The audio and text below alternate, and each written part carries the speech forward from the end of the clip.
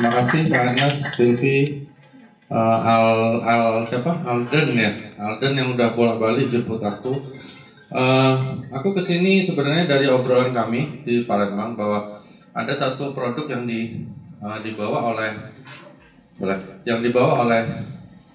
Pak Michael ya suaminya, oke, dikomandoi oleh Pak Ernest tentang telur ikan salmon yang ternyata efeknya itu jauh lebih baik dibandingkan beberapa produk yang pernah juga aku bawain untuk terapi stem cell atau terapi sel hidup atau apapun itu nyebutnya. Tapi intinya adalah apa yang dibawa oleh Pak Ernest ini sesuatu yang sebenarnya baru sekali sama aku. Bahkan kalau kita semuanya searching masih jarang ya. Jadi aku baru dapat dari beberapa saudaraku yang dokter juga di luar negeri. Aku discuss sama mereka dan memang itu memang benar. Jadi maksudnya dia bilang emang dasar lu aja blow on gitu, nggak apa, udah ketinggalan gitu. Jadi kita di sini sangat ketinggalan. Jadi kita boleh tepuk tangan juga buat Pak Ernest dan yang lain karena apa yang mereka bawa ini satu yang baru juga untuk aku dan kita bisa belajar sama-sama. Jadi ini sebenarnya ilustrasi yang aku bawain termasuk juga di beberapa produk yang Pak Ernest saya nggak apa ya aku sebutkan. Produk-produk sebelum ini yang memang bukan salmon, tapi ternyata setelah ditunjukkan oleh Nico, Pak Ernest dan sebagainya, ternyata yang lalu-lalu itu sudah sedikit bukan nggak up to date lagi, tetapi memang secara bukti ilmiahnya kalah.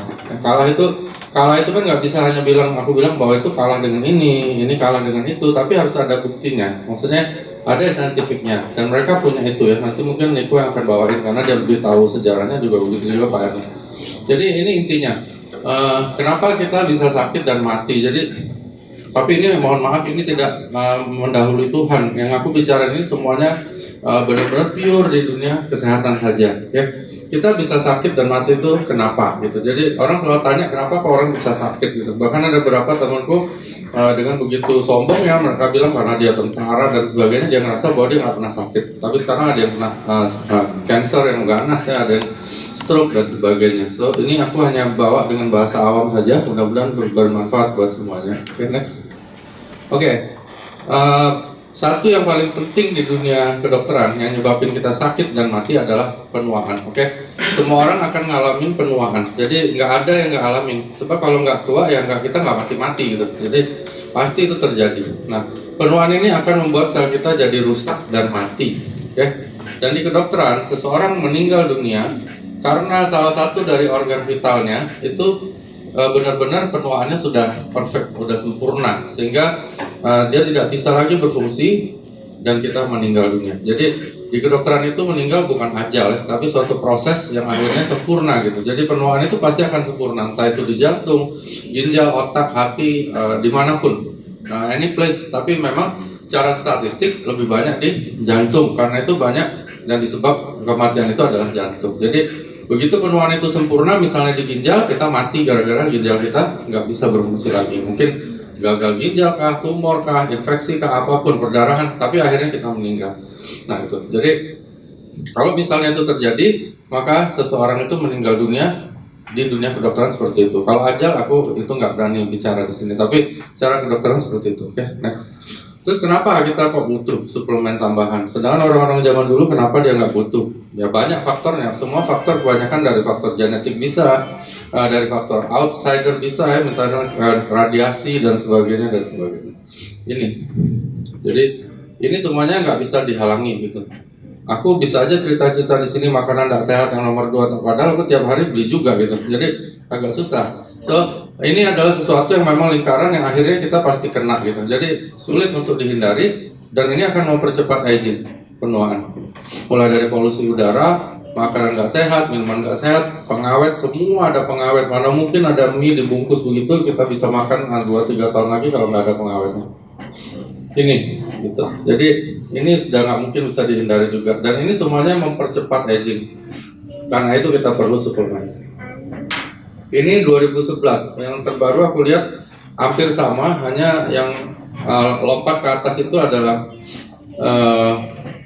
kanker paru kalau nggak salah. Jadi yang lainnya hampir sama urutannya.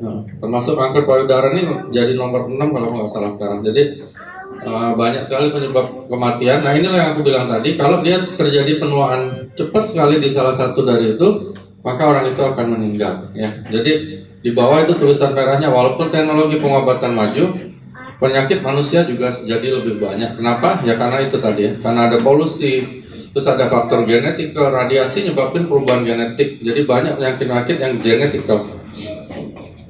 Ini kita bicara masuk ke sini. Biasanya kayak gini aku juga ngobrol sama Pak Ernest, akan lebih banyak untuk tanya jawab ya Mbak, supaya lebih enak gitu. Jadi ini aku bawain garis besar aja. Terapi sel hidup ini sebenarnya orang udah tahu, cuman nggak tahu namanya itu terapi sel hidup. Oke, udah dari ribuan tahun yang lalu.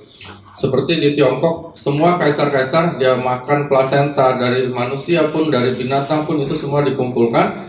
Dan akhirnya itu berusaha untuk panjang umur. Jadi mereka tahunya itu kalau makan plasenta umurnya lebih panjang. Dia nggak tahu kenapa kok bisa lebih panjang, tapi dia makan aja gitu, mentah-mentah.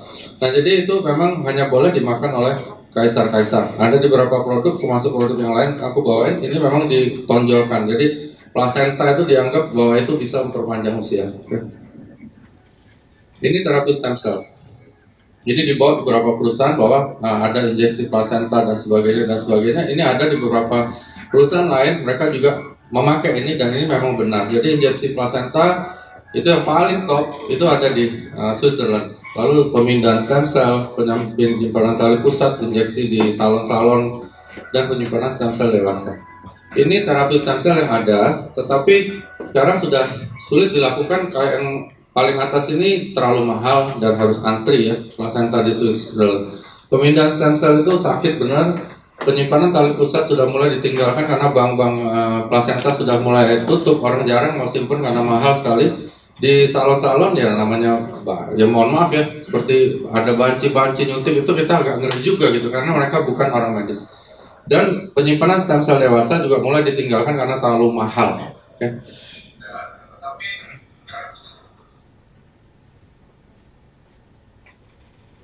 Ini kenapa terapi-terapi ini sudah mulai ditinggalkan.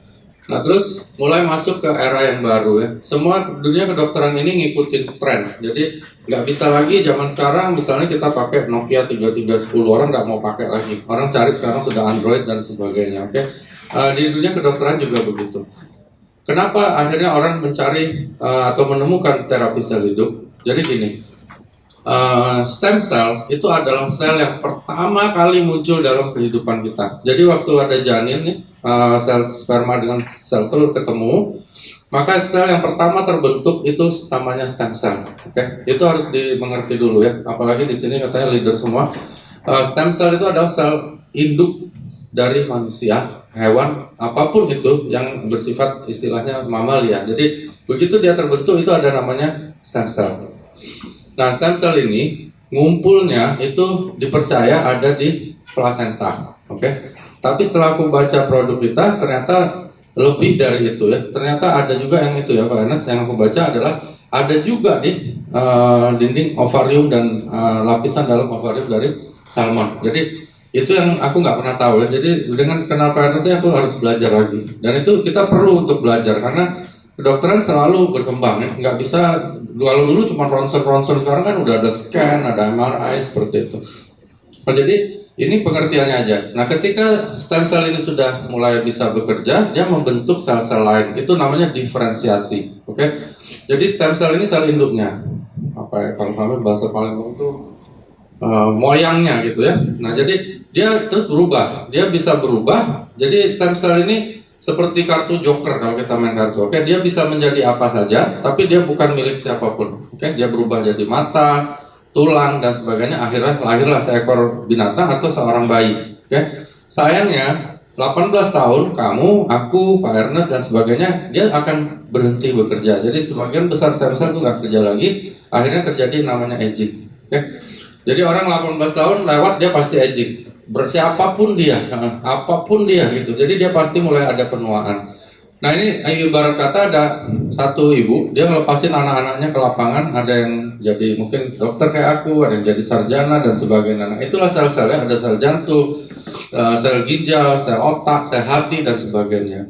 Nah salah satu dari anaknya itu umurnya agak pendek, itu ilustrasinya. Oke? Jadi umurnya yang paling pendek itu siapa? sangat berbeda-beda. Tiap orang beda ya. Ada yang pendeknya itu sel hatinya, ada yang sel jantungnya. Jadi kalau lebih pendek sel hatinya, dia mati suatu saat karena penyakit hati. Kira-kira begitu.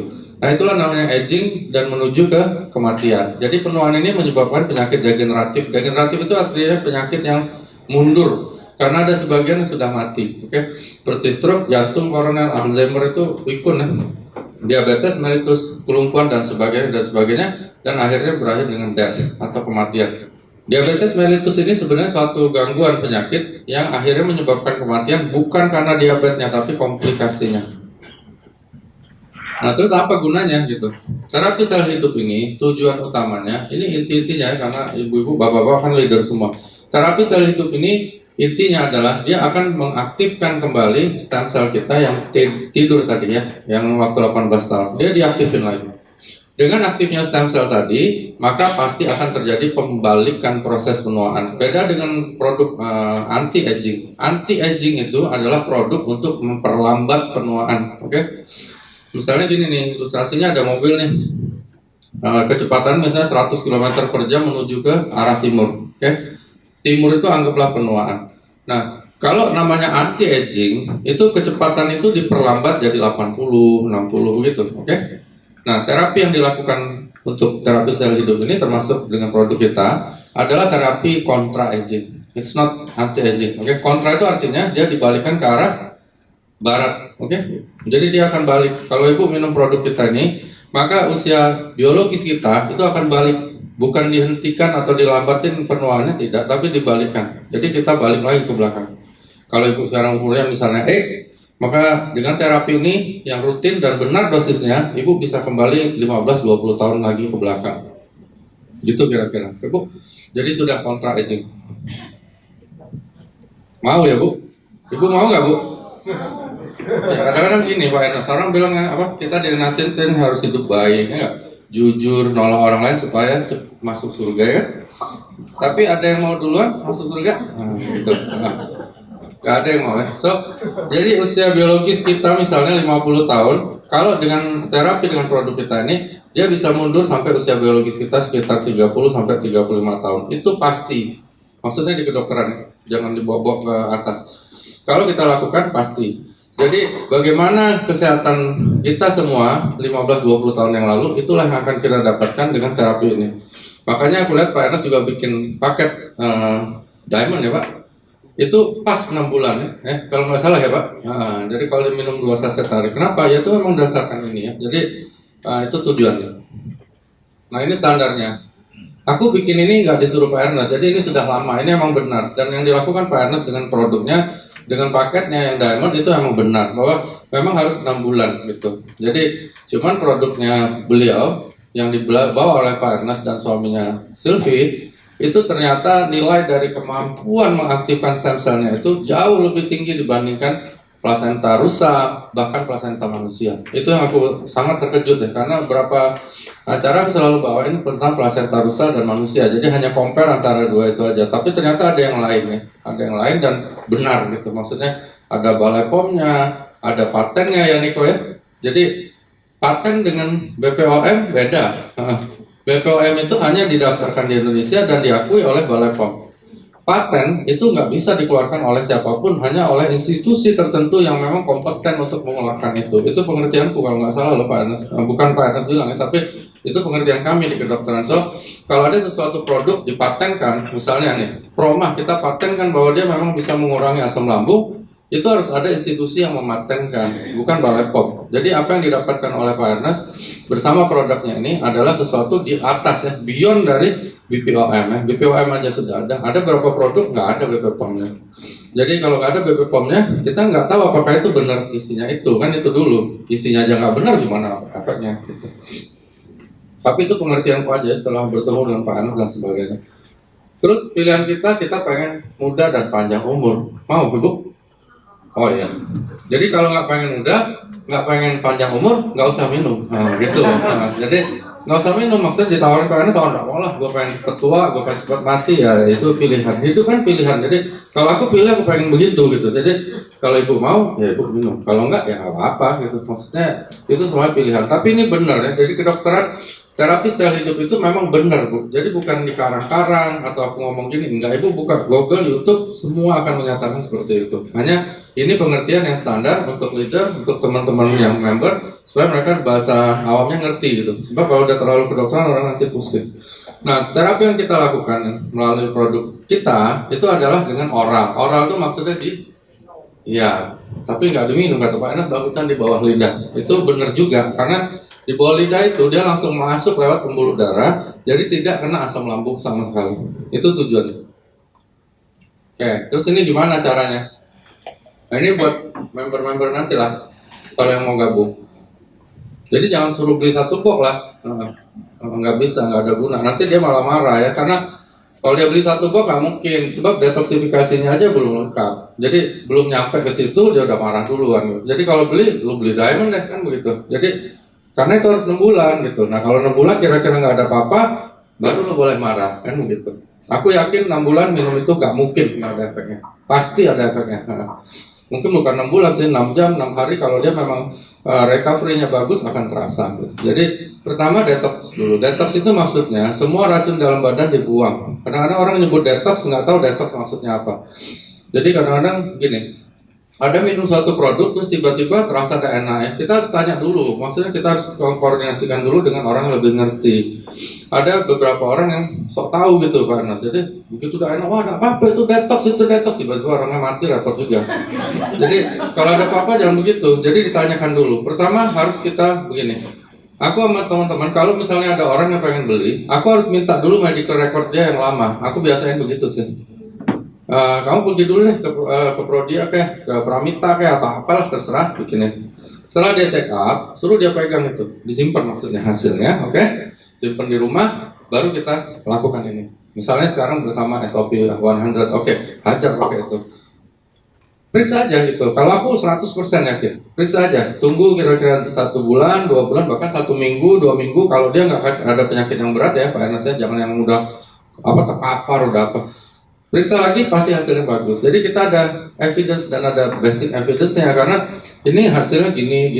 Nah setelah itu diperiksa mungkin jadi lebih baik. Jadi itu biasain. Dan kalau ada apa-apa terjadi di tengah jalan, kita sudah ada bukti di titik yang lamanya memang misalnya dia ada sesuatu atau memang apa gitu. Jadi jangan memaksakan juga produk itu untuk dibeli atau diminum oleh member atau user kita karena kita pengen omset. Jadi harus koordinasi juga sama tim yang ada di sini, misalnya Pak Ernest kah, Niko kah, Silvi kah, atau aku, silakan aja. Tapi tanya dulu gitu. Jadi kita bisa jawab dengan cara yang benar. Jadi ingat semua produk ini bukan obat. Jadi obat, nah itu juga penting. Apa bedanya obat dengan suplemen dan apa bedanya lagi dengan health food? Itu sangat beda ya. Gitu. Jadi yang disebut obat itu adalah racun. Jadi farmakologi itu adalah ilmu tentang racun, bukan tentang obat. Oke? Farmakologi itu adalah ilmu tentang racun. Racun yang dibuat untuk membunuh suatu gangguan yang lain, gitu maksudnya. Itulah farmakologi. Misalnya amoksisilin. Amoksisilin kalau kita makan dengan dosis yang agak besar, kita bisa mati. Itu namanya lethal dose, ya. Tetapi amoksisilin ini ada gunanya. Dia membunuh semua kuman-kuman yang tergolong dengan sesuatu yang mati oleh golongan amoksisilin. Itu namanya obat. Parastamol racun juga. Nah, apapun yang namanya obat yang ada di apotek itu semuanya racun termasuk vitamin. Jadi vitamin A, B, C, D itu juga racun, tapi dia ada gunanya gitu loh. Makanya harus ada dosis yang dianjurkan, begitu maksudnya. Dengan kita minum dosis dianjurkan, maka yang kita minum itu tidak menjadi racun lagi dalam badan, tetapi ada fungsinya. Itu bedanya obat dengan suplemen. Kalau suplemen itu bukan racun, itu adalah biasanya herbal dan sebagainya yang digunakan untuk melengkapi, melengkapi badan kita. Nah, jadi suplemen apa? Misalnya untuk mata, untuk kencing, untuk hati, untuk seksual dan sebagainya itu suplemen. Nah, health food seperti yang dibawa Pak Ernest ini, kalau menurut aku ini health food, bukan suplemen. Suplemen itu kita bisa cari bandingannya gitu. Misalnya untuk ini nih, misalnya untuk laki-laki deh Pak ya, yang udah mulai loyo-loyo gitu ya, udah mulai nggak bisa ereksi, banyak suplemennya ya. Kita bisa pilih tribulus, kita bisa pilih misalnya ginseng, kita bisa pilih ini itu namanya suplemen. Tetapi kalau yang dibawa oleh Pak Ernest ini, it's not suplemen, ini suatu hal yang namanya health food.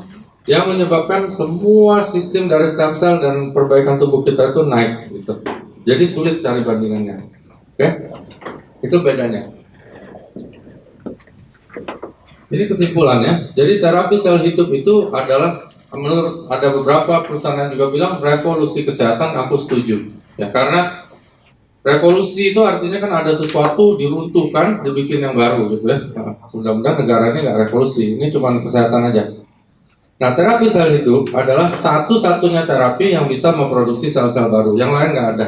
Jadi mau terapi apapun nggak bisa. Mau dikasih obat yang paling mahal, mau apa nggak bisa. Nah, yang cuma bisa bikin sel baru itu hanya terapi sel hidup, termasuk SOP 100.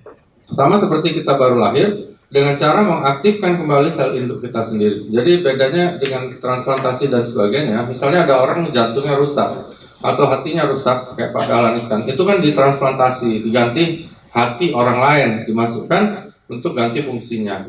Nah, kalau terapi sel hidup nggak seperti itu. Nah, jadi sel yang rusak di hati maupun di mana itu dibikin lagi yang baru, sehingga dia balik lagi seperti waktu dia baru lahir. Itu bedanya. Dan itu bisa dilakukan termasuk dengan SOP 100.